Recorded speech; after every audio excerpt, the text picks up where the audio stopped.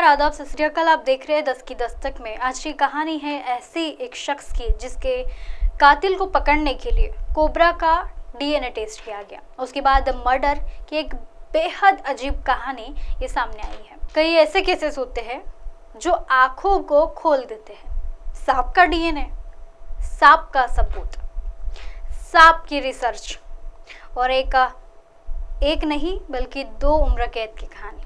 जी हाँ, बात चौंकाने वाली है। आज बात अदालत की उसी अनोखी फैसले की है। क्राइम की एक कहानी केरल की है।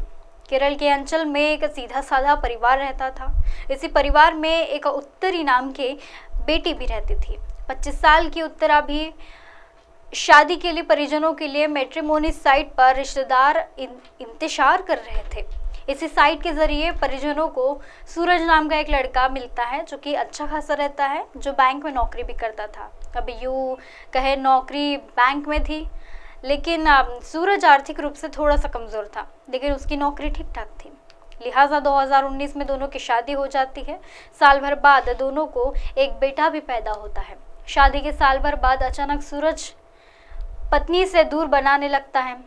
उत्तरा के परिजनों ने सूरज को खूब दहेज दिया था, कार दिया था, सोने के जेवर भी दिए, लेकिन सूरज दहेज से खुश नहीं था।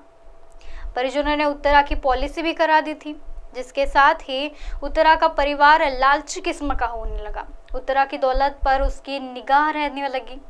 अब वो चाहता था कि किसी तरह उत्तरा को रास्ते से हटा दिया जाए और उसकी पॉलिसी को अपनी प्रॉपर्टी पर कब्जा ले ले।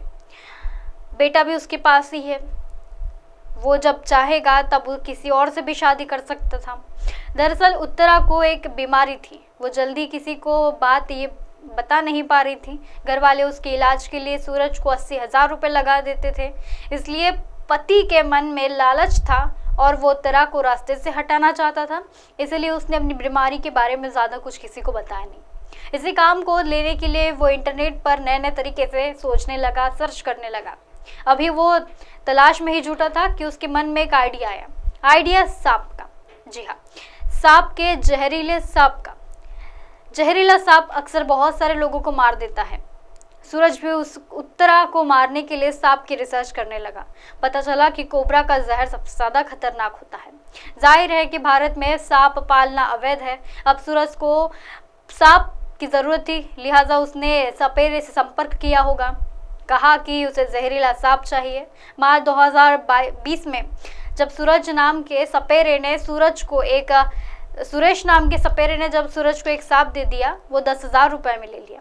सूरज चुपचाप सांप लेकर घर आ गया और सांप को घर के उसी कमरे में छोड़ दिया जहां सूरज की बीवी रहा करती थी, यानी उनके बेडरूम में, और कहा कि ऊपर ही कमरे में मेरा मोबाइल रह गया है, जा ले आओ। उसके बाद उत्तरा जैसे ही ऊपर के कमरे में पहुंची, वो जोर से चिल्लाई, जिसके बाद सूरज ने सांप को पिंजरे में डालकर घर के बाहर फेंक दिया। इस बार उत्तरा को सांप ने नहीं काटा था, लिहाजा सूरज दोबारा रात में सांप को उठा लाया और उत्तरा के कमरे में छोड़ दिया।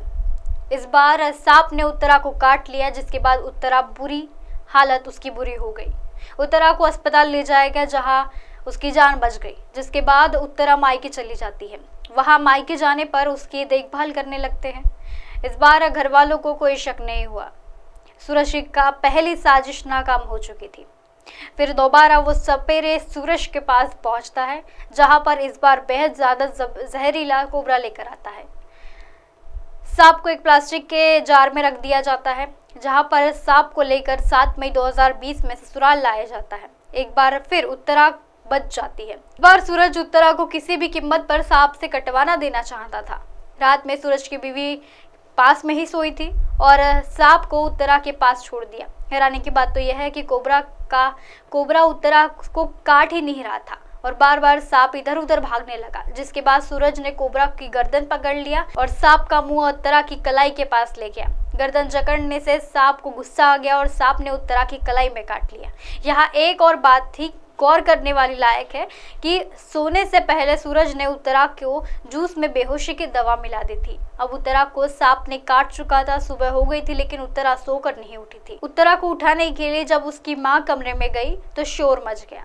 उत्तरा की हालत बहुत खराब हो गई थी। आनन फानन में परिजनों को उत्तरा को अस्पताल ले जाया गया, जहां पर उसे मृत घोषित कर दिया। बाकी की कहानी क्या है ये आपको मैं अगले प्रोग्राम में बताऊंगी। तब तक के लिए बने रहिए 10 की दस्तक में।